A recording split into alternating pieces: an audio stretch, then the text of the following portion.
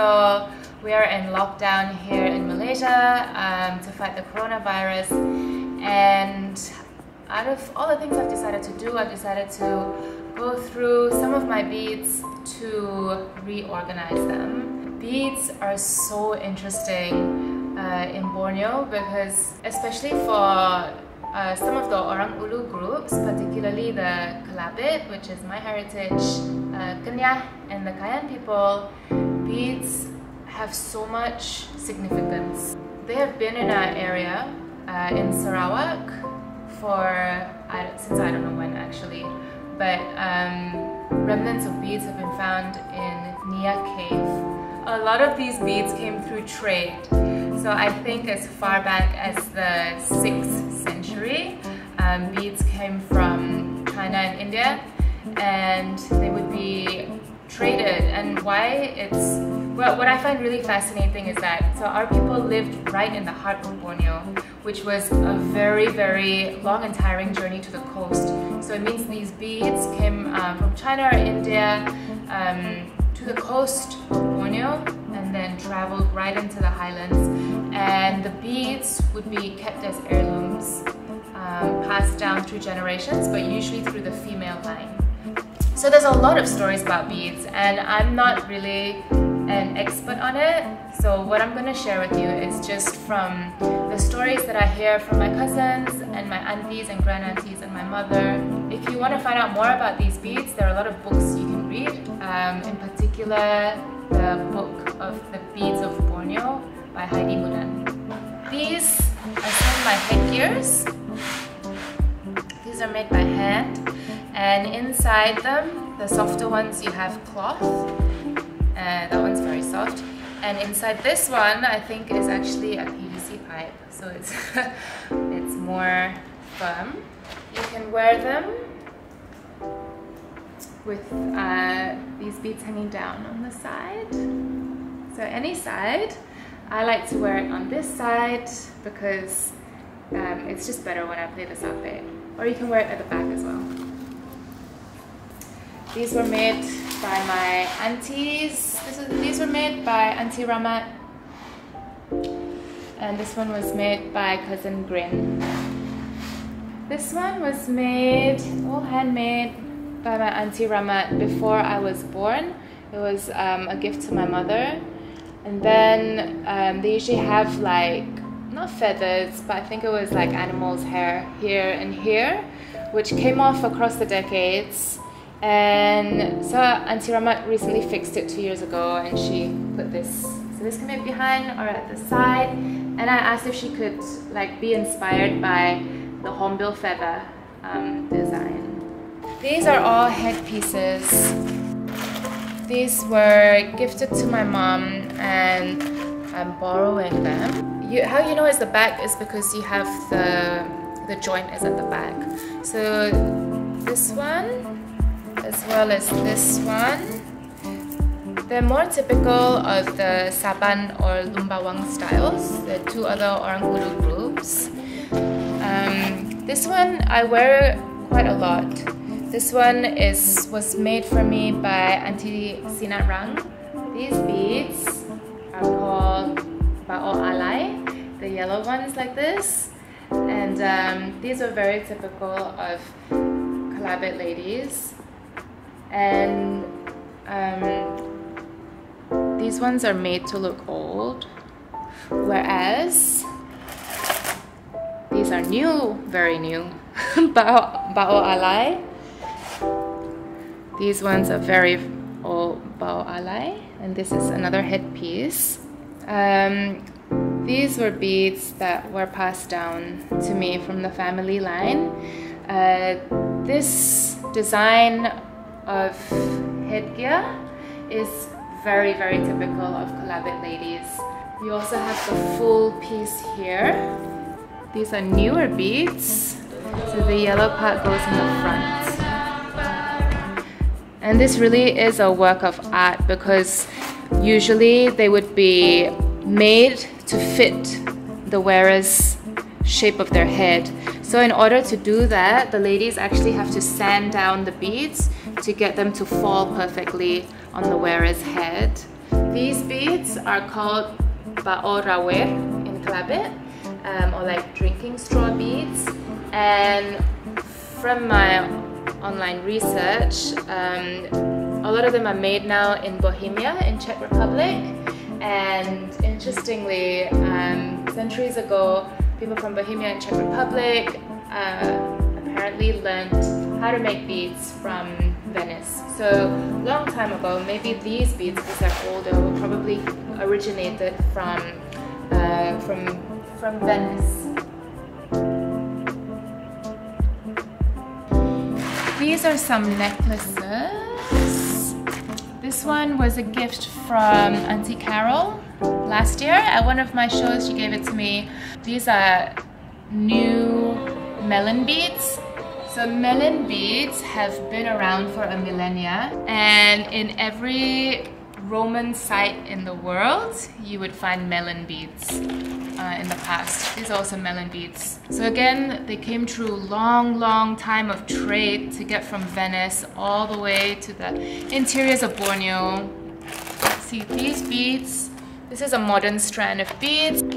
And they also made a matching headgear for me. This is to go with a beautiful dress that I haven't worn yet.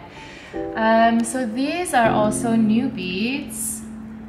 So when I say new beads, I mean that there were old beads that look like this, and these are the new imitations of them.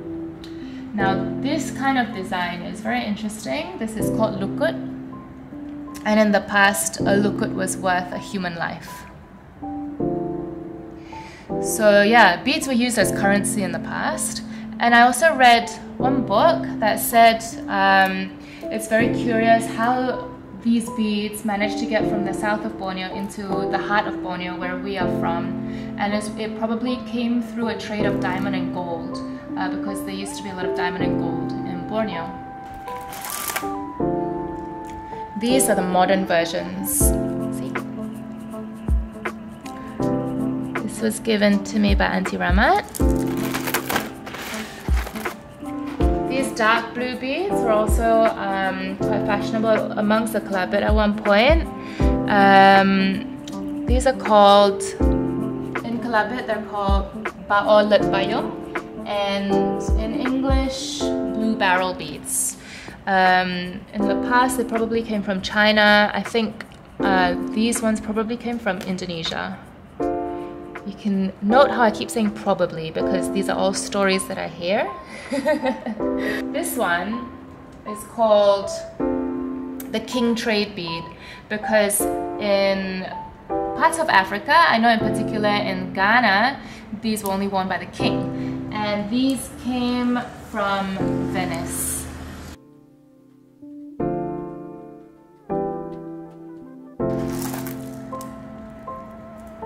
This was a gift from my mother.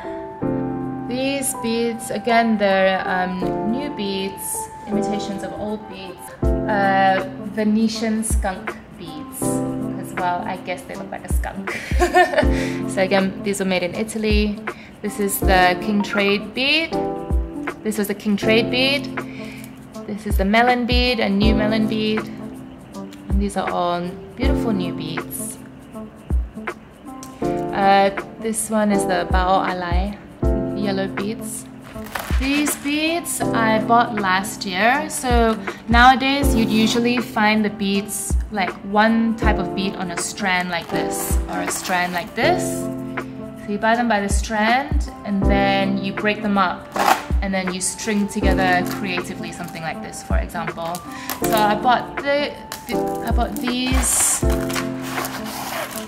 I forgot what these are called. These are from Nepal. This I bought from a Nepalese guy, but I believe they're called millefiore beads from Italy, or maybe the technique was from Italy in the past, because they're a bunch of melted beads together. Yeah, I like these ones.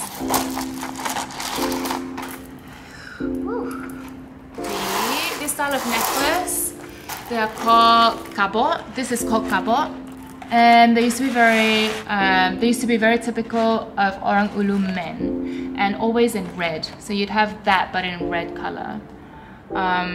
Nowadays, women wear them. Women tend to wear like more stylish ones, like that shape, or smaller ones, or in silver, like that. Whereas these bigger, chunkier ones still tend to be worn by men, but women also wear them, and now we, make them in every color. This was given to me last year at my music video shoot by my auntie, Sinano'o. This one is a gift from my mother. This is very typical, the blue beads. My mom loves the blue beads. This was also a gift from my mom.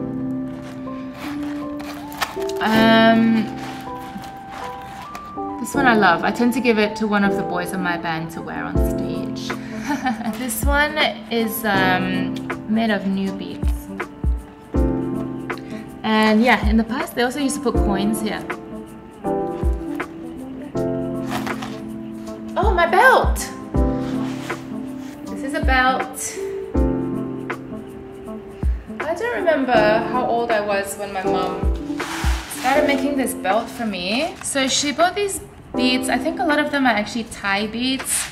And this belt has expanded, also been made smaller depending on the size of my waist across the years.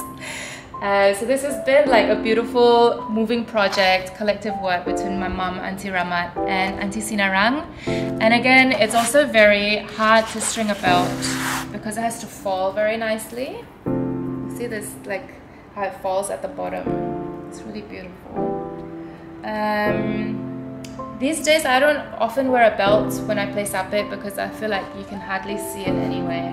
And actually last year I wore it as a necklace. I think almost every Orang Ulu girl grows up with beads, and only as I get older I start to really appreciate the stories of the beads and where they came from and how much effort and resources is put into beadwork and craft. So if you guys have beads at home, please go and ask your mom and your aunties about the stories of the beads. Doesn't matter if they're old or they're new, they all have stories, and beads are almost always gifted. So at some point these are going to be gifted to somebody special. Yeah, thanks for joining me today, guys. If you haven't seen my other video about some of my costumes, please watch that because oftentimes the beads are worn with the costumes. Thank you guys for watching. I hope you like this video. Don't forget to share it and like it, and don't forget to subscribe because I'm going to come up with more stories and content for all of you.